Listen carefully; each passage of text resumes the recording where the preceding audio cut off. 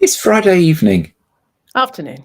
Afternoon. Well, it's almost evening, isn't it? It's getting dark.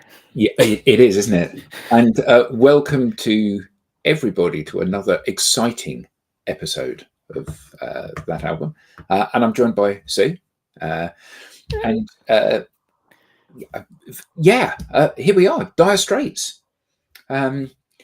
We did a Dire Straits album back in the early days of the show, Brothers in Arms, which I was incredibly disappointed by. Well, except for the song that everybody knows all the words to.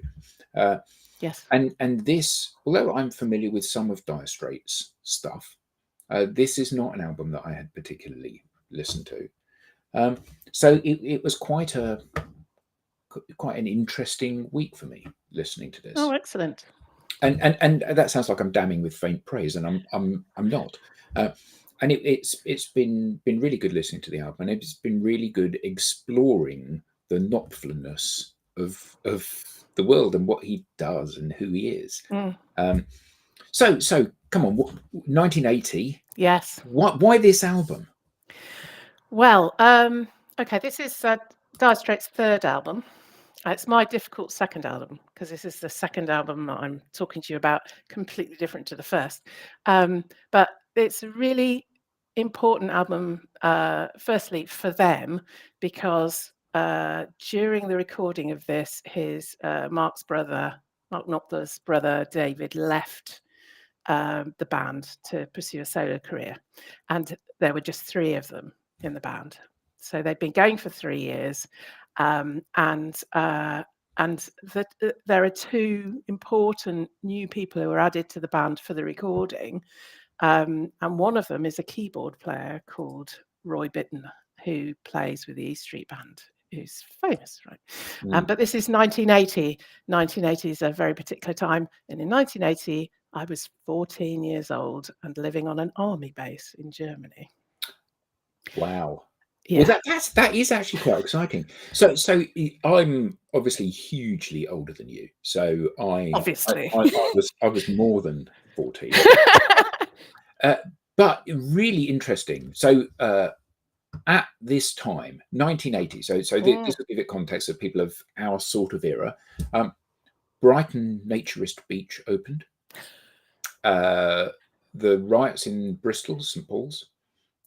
Yes Minister debuts.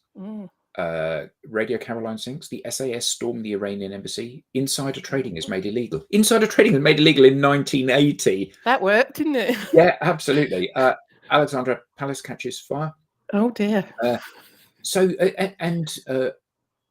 An interesting. It was very much a transition period, wasn't it? Where we had kind of flower power and punk and everything in the 70s, and we hadn't really got into the swing of the world of new romantics and stuff. So even the films reflected that.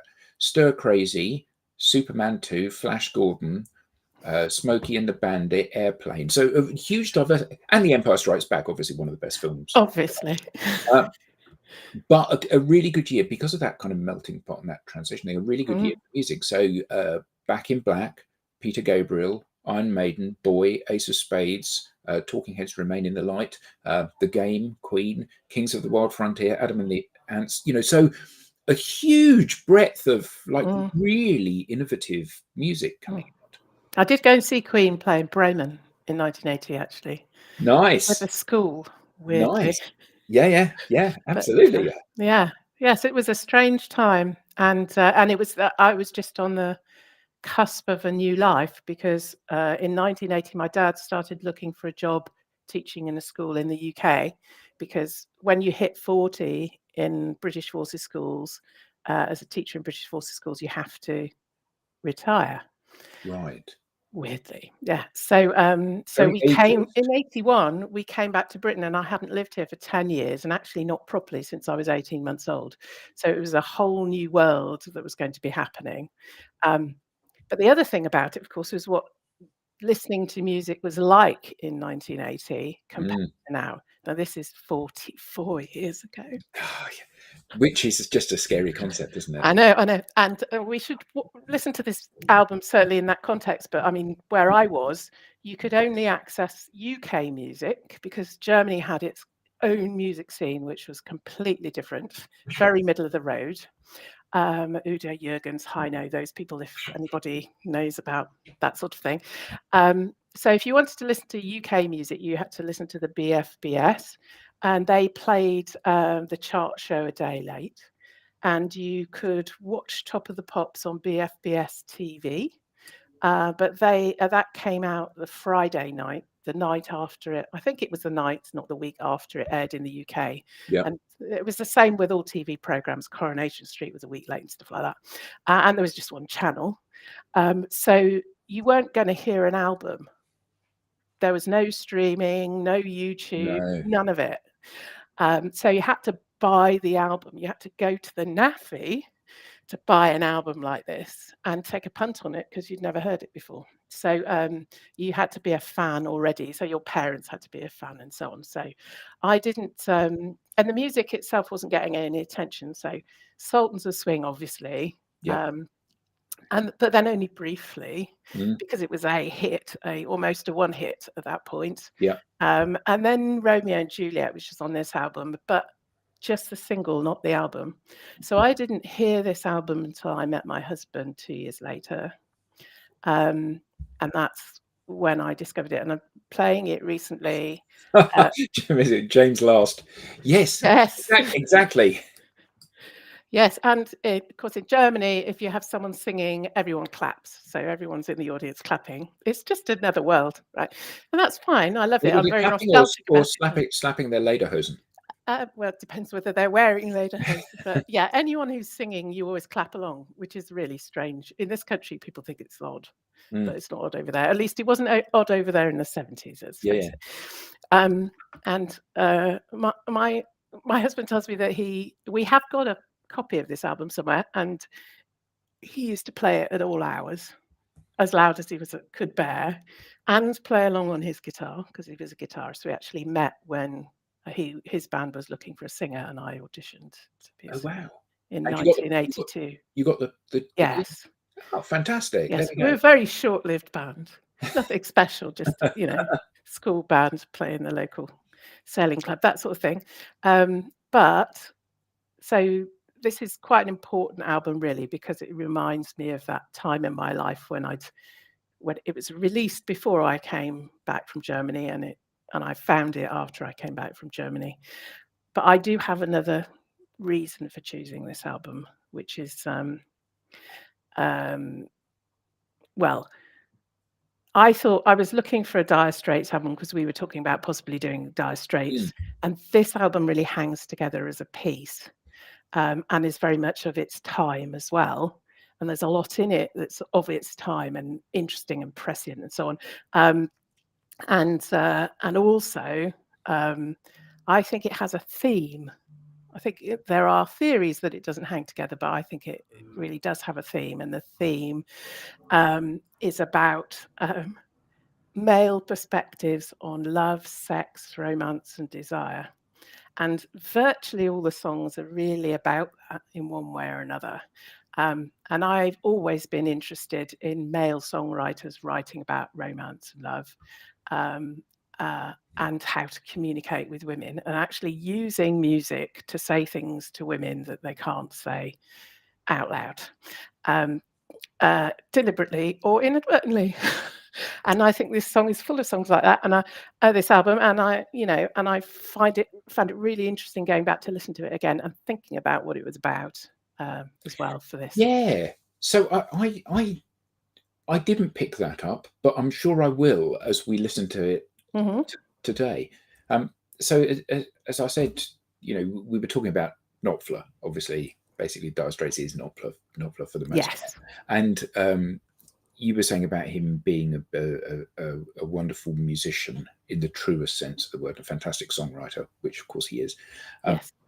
And I've been down the Knopfler rabbit hole, yeah. Watching videos of him being interviewed and him talking about his passion for guitar and stuff like that, and his journey to become a guitarist, plugging in the first guitar his dad bought him into the home radio and blowing it up, and when he got his Candy Apple Red Fender Stratocaster that he used in the early days. It was like he's a major investment in this as a career for him. And then later on, he said, round about this time, things got like everything started to fall into place for me. And then he bought his Gibson Les Paul, which is like a 1958 instrument and is worth hundreds of thousands of pounds. And you know it's one of his few prized possessions. But watching him talk about how he learnt to play the guitar, you know, taught himself, and you know, I'm going to do a bit of this, and then I'm going to add a bit of this over the top. It was amazing and a very intimate look at him as a person, about where he's come from. You know, very poor roots in the Yes. northeast of England. He's very reflective now, I think, which is quite lovely, isn't Yeah, it? and his songs, particularly, I mean, and you see hints of it in even in this album from 40 years ago. But his songs today are very relaxing, autobiographical meanders through his thinking, and it really, Mm, really charming, and I think really accessible. You know, yes. because the problem with a lot of music is that it becomes, you know, this is my thing, and I'm writing it for my own pleasure and whatever. And he's very generous with how he writes stuff, which Yes. I Very really, open. yeah, I've really Mm, grown to love it. mm. Yes, and I think there's a lot online of him talking about it now, and I think he was a very mysterious person at this point in his career, and of course we didn't have the communications methods we have now, um, but he was only 31 when this he turned 31 when it was being recorded, and I think it's quite interesting that it's quite a lot of the music is looking back and looking at the romantic, emotional, sexual relationships when you're a young person, Mm. and I think that's what probably made it appeal to a lot of people of my age at the time. And it's interesting to contrast that with how he is today. And maybe he was more protective of himself and his feelings about things, but it all comes out in the songs. That's what I like to think anyway. Yeah, What I like about it. yeah. So the first track, "Come of Love," I've got some notes on this, but actually, in light of what you've said, I think that the notes that I've got are kind of, they're quite superficial. That's all So right. I'll add some depth. Well, yeah, so I have got opinion. that this is a semi-autobiographical track reminiscing about visiting the fairground in Whitley Bay as a boy. Mm, And he lived like 5 or 10 miles from there. yes. Um, and and this would eventually become the unofficial anthem of that fairground in Whitley Bay, and they would close it every time the fairground was closing. They would play this song on all of them the machines because they felt a certain ownership of it. Um, so I kind of I kind of think that for me this told quite a straightforward story. So it's a big track, and that's one of the things Mm, that's kind of really interesting about this period of Dire Straits is that, you know, these are all long, well not all, but for the yes. most part, long tracks, aren't they? There are only 7 on the album and only 3 on the first half, and this one's over 8 minutes long. Yeah, So it's sort of it's an early precursor to things like Telegraph Road, yeah, which I love yeah. So do I. because it's such a storytelling thing. But this is like a little short storytelling, a long short storytelling thing. Yes, and I thought differently about it. Although, yeah, Spanish City and Whitley Bay and Colour Coats are both, they're only about a mile away from each other, and they're only about 8 miles from Blythe, where he grew up. So down the coast. So there's certainly there's a reason, there's a personal reason for writing about it. But I felt very much that it's a, about the sort of enigmatic, slightly older young man who works on the waltzers and takes your ticket, and never looks straight at you, but always goes home with a different girl every night. And that's fine because that's mutual. And that seems to be, when you look at the lyrics, that's how this, and this is different from some of the other songs in the album, that it's quite, and if you've, I don't know if you've been to a lot of fun fairs when you were younger, Yeah, but there was a something few. quite charismatic about these young blokes who who jumped between the spinning parts of a uh, It was of a very funfair glamorous, ride. wasn't it? Before the days of Yes, health and safety. Although clearly, absolutely. I say clearly, they never set my heart aflutter. But No. I understand how they would for young girls. So Yes. should we have a blast of the first track? Mhm.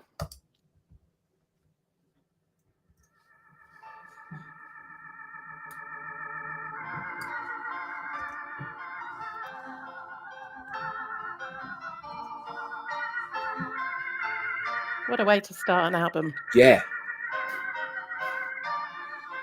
it is. So it brings back the smells of hot oil and candy floss, doesn't it? Mhm.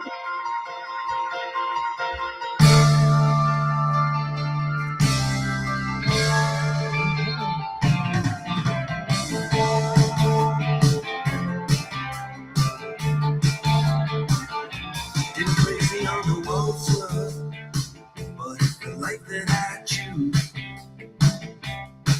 Yeah, sing about the sixth grade, sing about the switchback and a torture tattoo. And I've been writing on a ghost train where the cars they scream and slam, and I don't know where I'll be tonight, but I'll always tell you where I am. In a screaming ring of faces, I seen her standing in the light. She had a ticket for the races, yeah, just like me. She was a victim of the night. I put my hand upon the lever, said let it rock and let it roll. I had the one on bandit fever. There was an arrow through my heart. I mean, Mhm. one of the things that I just love about his playing as a guitarist is that it's so elegant. What Mm. he doesn't do is he's not all up and down the fingerboard, although he can do that.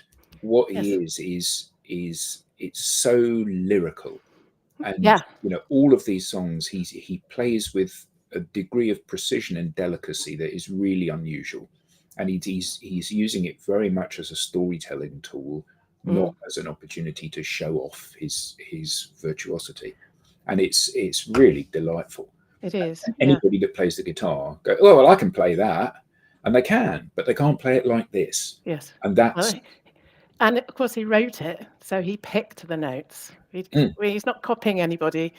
His style is very particularly his, and and that and the piano. And we haven't mentioned the piano because piano is really important to the whole of this album. Make this a very atmospheric track, and certainly a lot later on, it's it brings to mind some of those longer tracks from later on because there's this very atmospheric feeling as the thing settles into itself as well. Yeah. yeah. I probably heard this song, the first time I heard this song was probably on the soundtrack to a film in 1982 called An Officer and a Gentleman. Do you remember that? I do. I went and saw that in the cinema. Yes. Yeah, Yeah. So did I, with a certain young man. yeah. It was it again. It was a very quite a raunchy film because there's a bit of nudity in it. Um, And I stand in places, but definitely very romantic. Very, very very, romantic very, film. very romantic, Mm, and also kind of quite raw in many ways. The way it was filmed, and you remember that scene at the beginning where Richard Gere gets beaten up by the mm, group of guys in wherever it is in Thailand that he is. Um, it's yeah, a great film, and again, very much of the era. yes. Yeah, absolutely. Yeah. Oh, this is Yeah, such a nostalgic trip, isn't it? yeah, absolutely. Well, I'm sure it is for everybody that's listening as well. Mm, mm, Because it's a glimpse of a life that we all had, isn't it? And it means different mm, things to different people. But yeah. everyone that's our sort of age can remember Yes. this time. Yes, and one of the interesting things is if you three of the first three tracks on this, I think they were the first three tracks, all have official videos made for them at the time, contemporaneously, and they are all awful. Well, at least two of them are awful, one of them's all right, and they're sort of literal, you know. But then when you think about it, a video for a song at this time was actually quite rare, and Yeah. it was a completely new thing. So go and check out the videos, but they're awful. And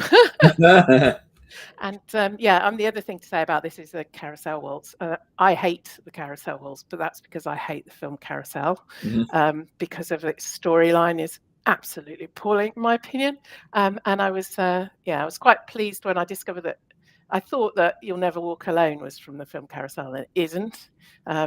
And I don't think it is. But anyway, I love You'll Never Walk Alone, but I don't like the carousel waltz, and I don't like the film. No, I don't like the film at all. But it certainly works with this track.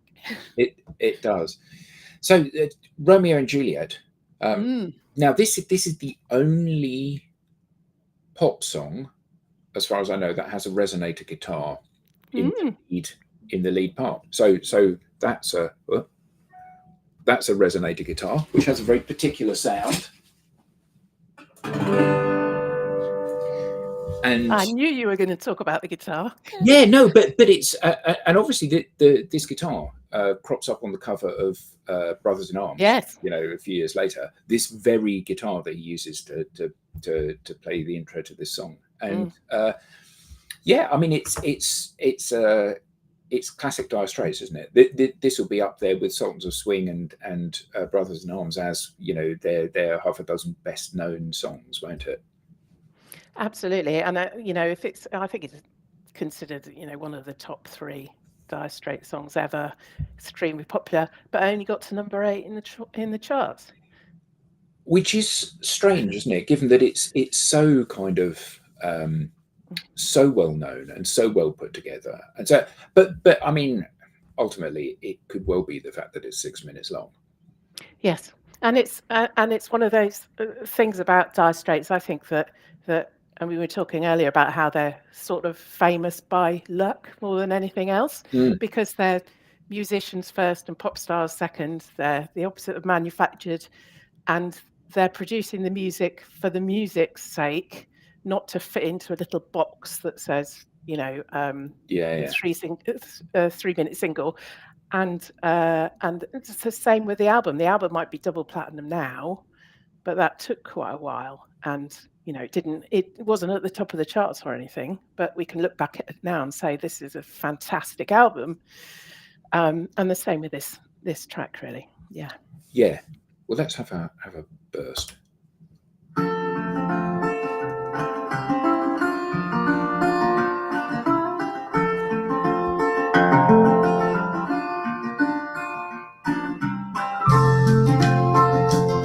Piano.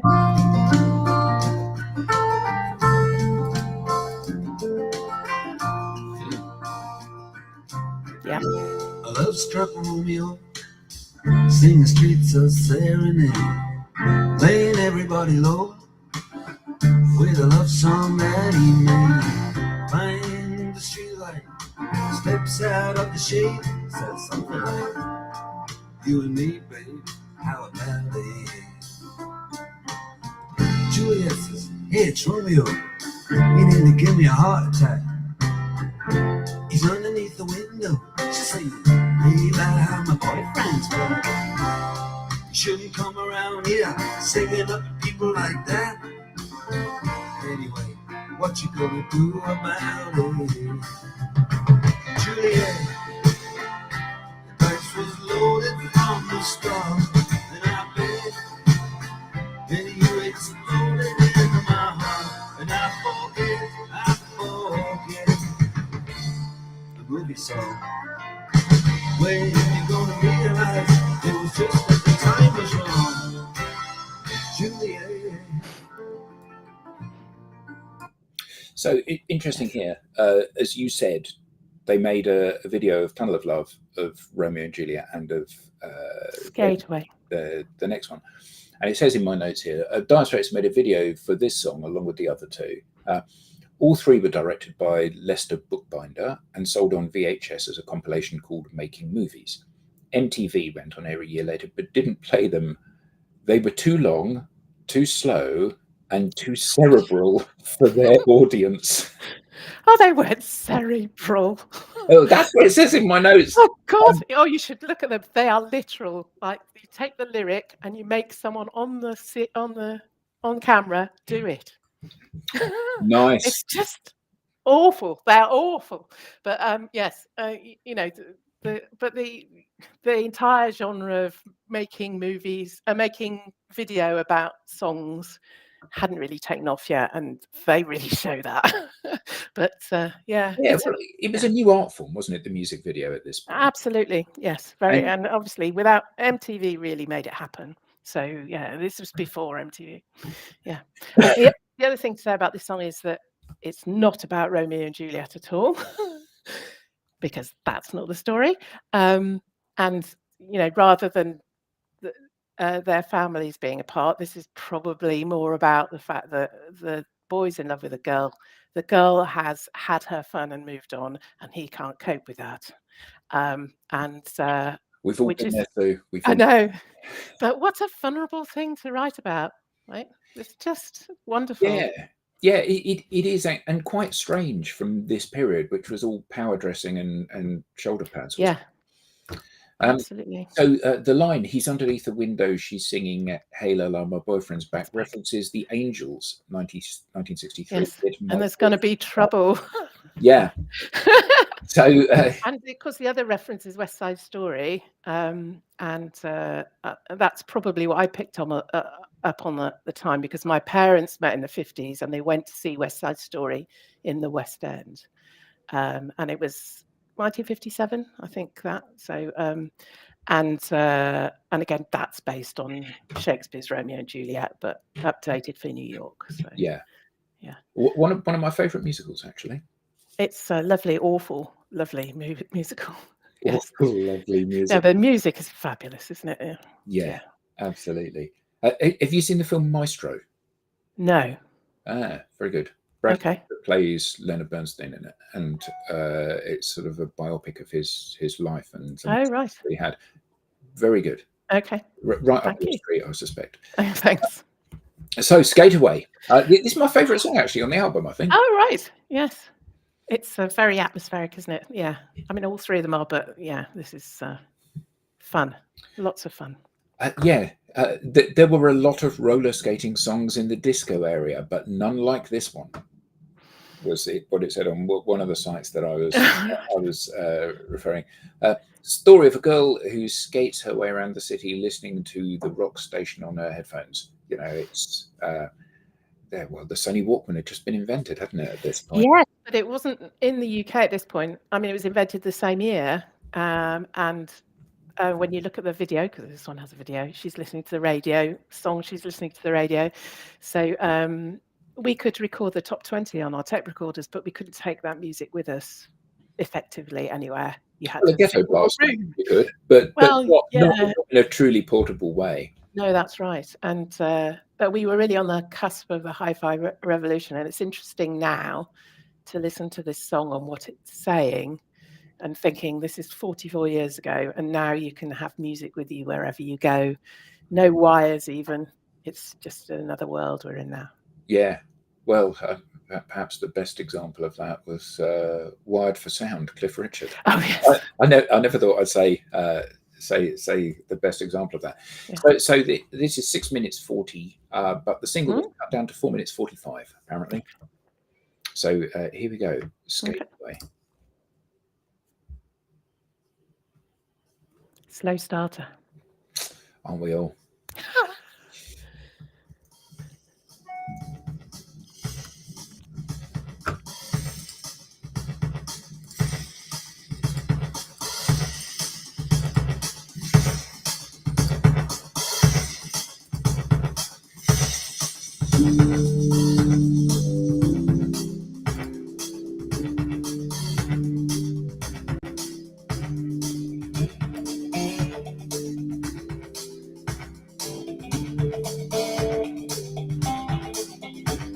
seen a girl on a one-way corridor, stealing down a wrong-way street. For all the world like a urban tornado, she had wheels on her feet. The cars do the usual dances, same old cruise in the curbside crawl. The roller girl, she's taking chances. Just love to see her take them all. No being alone at night, she's sailing through the crowd. It makes its bones so tight and the music's playing loud. Hallelujah, here she comes, Queen Roller Ball. And enchanté, can I say? So a couple of interesting things here. The song used to cause panic for DJs because obviously it starts from silence. Yes. So they think, oh my God, what have I done wrong? The volume's not up or whatever. So the roller girl in the video is credited as Jay Carley, but several sources claim that it was really Jayzik Azikiwe. Oh, you know. Yeah, she's The daughter of Azikiwe, president of Nigeria from 1963 to 66. Yes, she's not alive anymore apparently, but yeah, I don't know whether that's true or not. But of the three videos, this is probably the one worth watching because of the well, it makes you realize how long ago this was, and the style, the clothing, the makeup. Leg warmers. I think so. Yes. Yeah. And sort of dresses with spikes on like this, and and purple lipstick and yellow and red and orange. Oh, it's just crazy. But I just love the escapism of this track, and it's another great track to drive to, and it's just a girl doing her own thing, the power of the individual in control of her destiny. She doesn't care about all these blokes driving their vans and lorries and taxis. She can do what she likes, go where she likes, and make movies while she's doing it. So yeah, so it says in my notes here, she's the bane of taxi drivers, but her many admirers love to watch her weave through the traffic and crowds. Exactly. Yes. So yeah, so that's the end of side one. It is. And it's about that. Yeah, so 3 tracks, over long, nearly 20 minutes. Flip over Espresso Love. I hate the word espresso. I hate the word espresso because clearly, if it's coffee, it's espresso. So it's one of my pet peeves. But I kind of get the impression that he has done this deliberately, not through ignorance. Oh, I don't know. I think in those days, probably a lot of people did. I mean, it wasn't a sort of. I mean, I know there were coffee bars in the 50s because my parents met in one, but. This is only a big deal now. We're all into Nescafe, wouldn't it? In one of those white china. No, proper glass cups, proper flat white Gadget machine. The whole thing. There was one in the high street in Colchester, apparently. Yeah. So this is a great song, and it's a wonderful opener for the second side of the album. It's got a real drive to it. The main guitar riff really pushes the song along, and there's another sort of romantic theme here. A man who has no power in the relationship at all. Well, yes, every relationship, really, isn't it? This is a great example of his playing style. The opening of this track. In my notes, he's doing his best solid bridge or middle pickup work here. He understands the dynamics on a Stratocaster, and so he knows exactly how to get the best out of the guitar. So here we go, Espresso Love.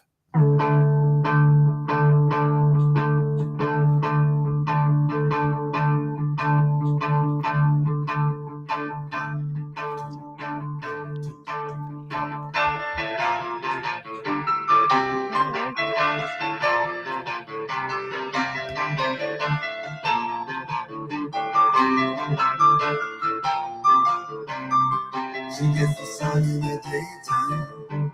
Actually, before we play any more of that, you should talk about the keyboard player, because I think we mentioned that before we went live. Oh, right, yes, the keyboard player. Let me find him. Boom, boom, boom, boom, boom, boom. Let me find it. Yeah. I've got to find piano. Roy Britton. Yes, he was in the E Street Band. Is he known as the Colonel or the Governor or something? Probably now quite famous. Probably not then. So he was brought in just for this album, and I think this is the first time they really used a lot of piano.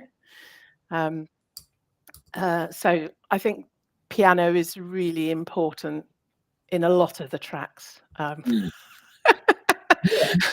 obviously the reason he was brought in is because Mark had a big bust up with his brother David, Yes, and David had stropped off. yes. And I said he'd had a solo career. I don't know what happened to that. Yeah, but And there were only 3 of them. he so should have stuck with Mark, really, shouldn't he? With hindsight. Yeah, but we might not have had what we had if that had been Yeah, the case. absolutely. Interesting, though, that one of the tracks on this is, well, the first track on this, Tunnel of Love. And Bruce Springsteen in the E Street Band did a track called Tunnel of Love. Yes. So, I don't know, maybe there's a little bit of inspiration going on there. Yes, quite possibly. Yeah, because there may well be a connection. Maybe somebody knows.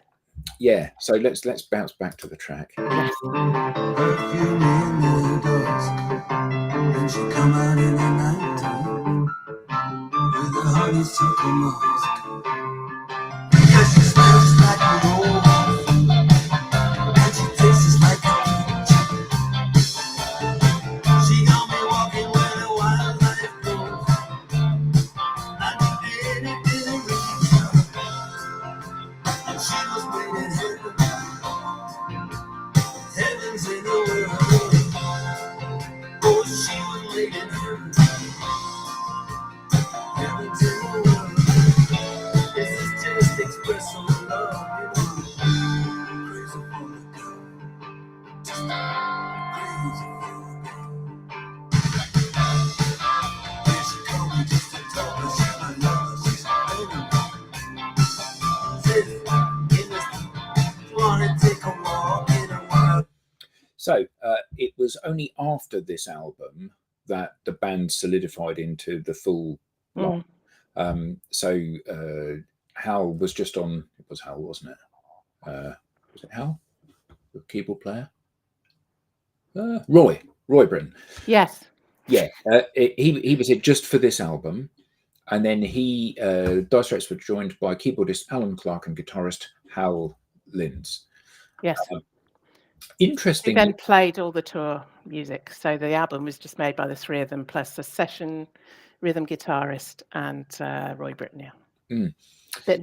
So the band, the album performed best in Norway and Italy, getting to number 1 in both of those.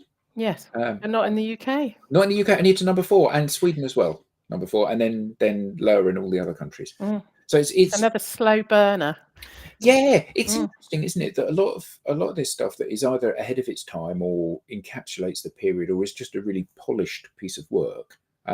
Often you don't realise just how good it is until later, 40 years later, when you listen to Jedward, or not that we would listen to Jedward, but you know what I mean. And it throws how good this music of this period was into sharp relief. My daughter is 23. She's done some of these shows with me. Fleetwood Mac and the Beatles and Joni Mitchell. She'd be quite happy just to listen to those 3 artists. Yes. Forever. And in her opinion, as a 23-year-old, everything that's around now is crap. Everything that was around in the 80s and before was fantastic. And it does seem like we're on a low slope down towards oblivion. Yes, it's weird because there's, as we said last time when we were talking about the Wolfpack album, there are still a lot of talented young musicians out there. And yes, they can make it themselves without even being signed, but all over the radio, all over the mass media, it's just loads and loads of manufactured pop where you've got, it started with things like Britney Spears and the people who actually wrote all her numbers Mm. for her, and then wrote all the other people's numbers for them, and it's just a factory reproducing the same sort of tags for the same audience so that it will sell. And this is nothing like that. And the fact that it's catchy and exciting and romantic to us, was at the time or has been since, is because it's bloody good. It's original. Excellent. So put in the comments, Carolyn, what is good today? Because I think the thing, yeah, no, I mean that was a revelation listening to that. Mm. But I do think that a huge amount of the music that I hear today is like films. It's remakes.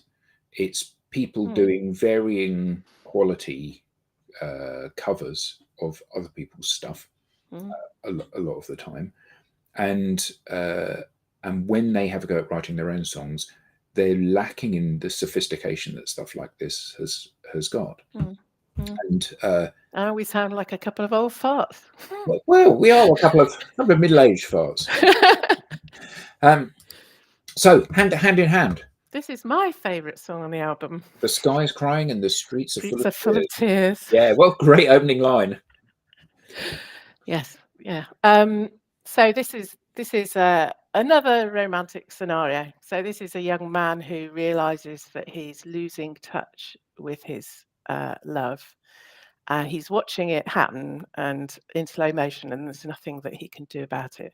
So it's a beautiful song about communication and how hard communication can be between two people who are or aren't in love.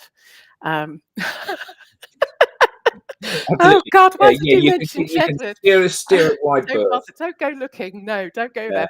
And not as well known as some of the other songs on the album. You might not recognise it, might never have heard it. But it is a beautiful song with some lovely lyrics. I really like it very much. And another piano important song. Yeah, and drums too. And like you said, his ability, and you might have said this before we went live, his ability to kind of, even at quite a young age, to open his heart and write about these things quite difficult, is incredibly mature writing for someone of this age, isn't it? Yes, yeah, 31. Yeah. And probably wrote it a few years before that, so in his 20s. And it's great to see so many different perspectives on this album.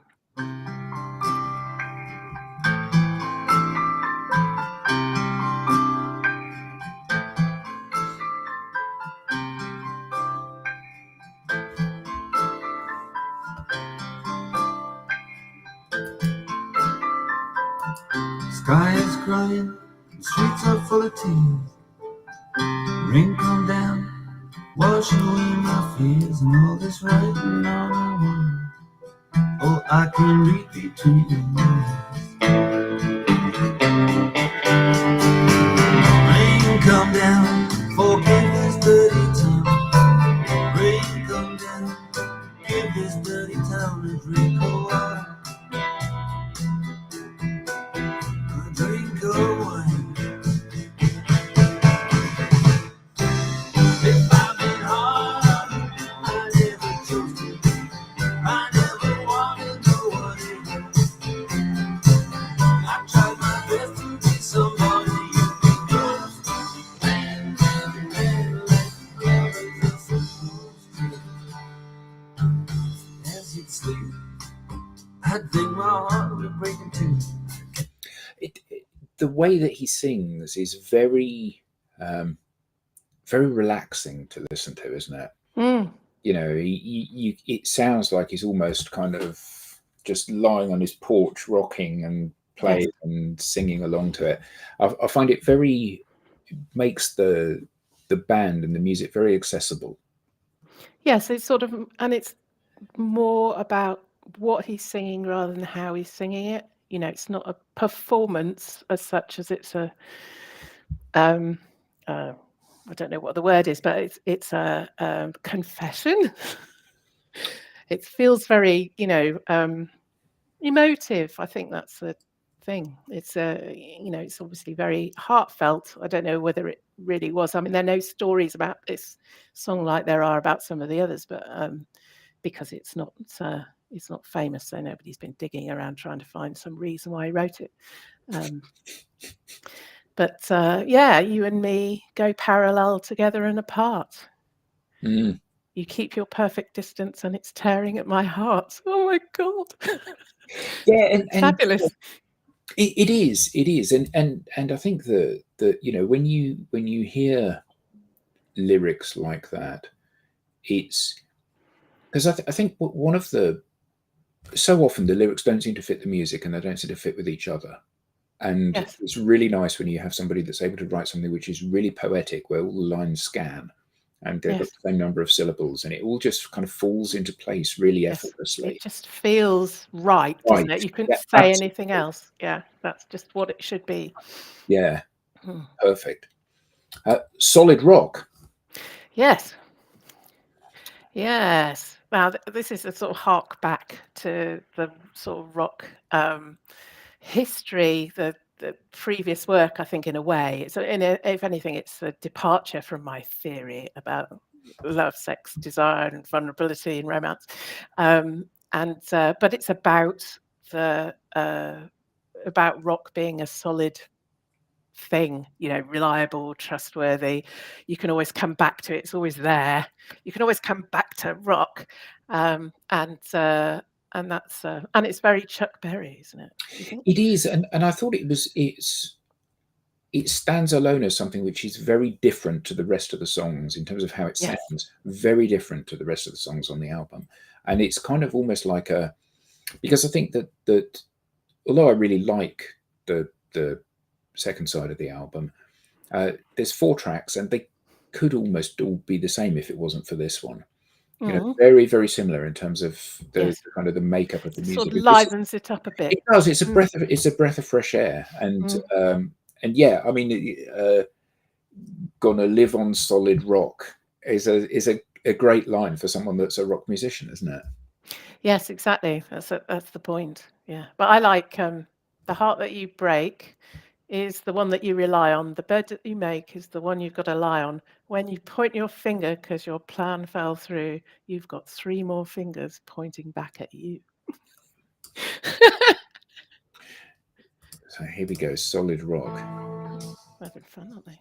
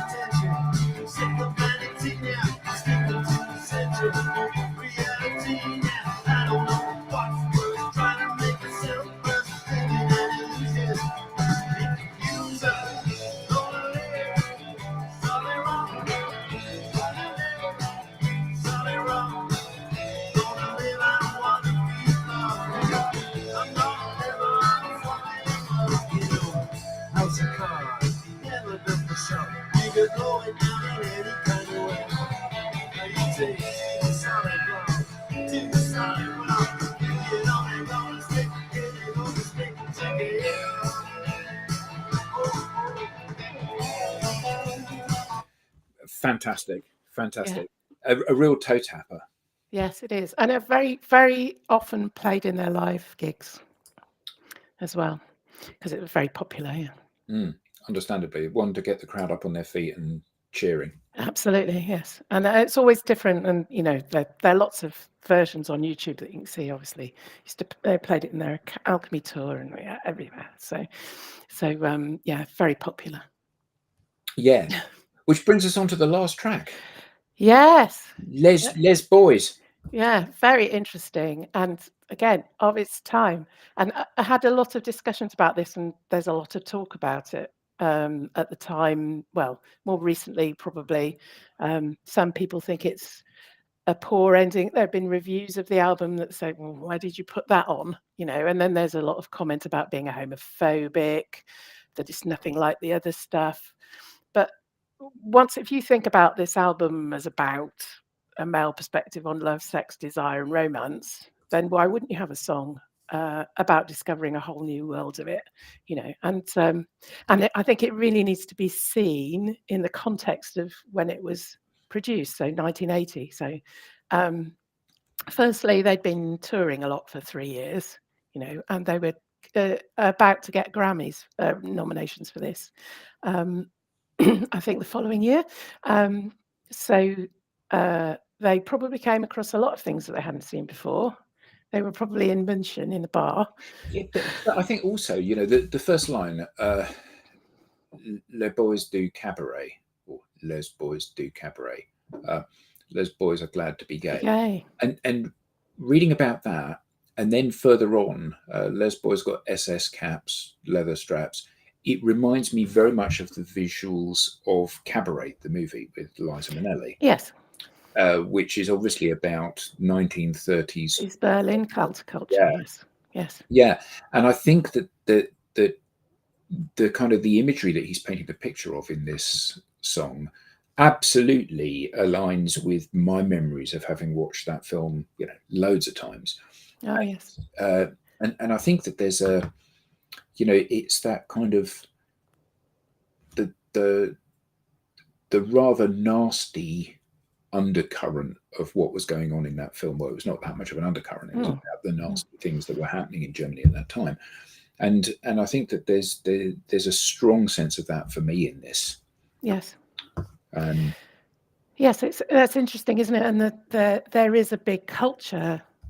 There was a big culture in Germany in the 30s, and of course in the 80s we were sort of, this is obviously before the wall came down. So this West Germany was very old-fashioned in a lot of ways, and then in other ways extremely modern. I mean, West German swimming pools were fantastically modern. When I came over here and discovered what the swimming pool in Leighton was like, it was a revelation of a poor sort.